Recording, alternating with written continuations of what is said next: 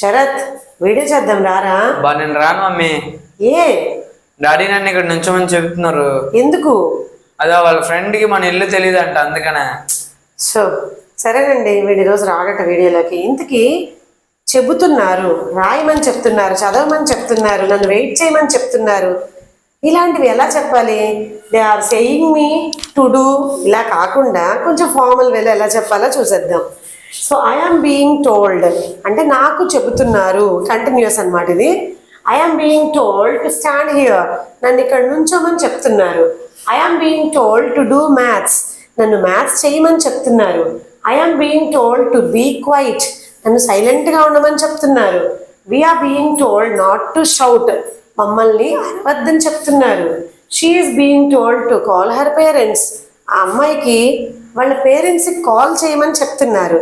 ఇలాంటివి మరిన్ని తెలుసుకోవడానికి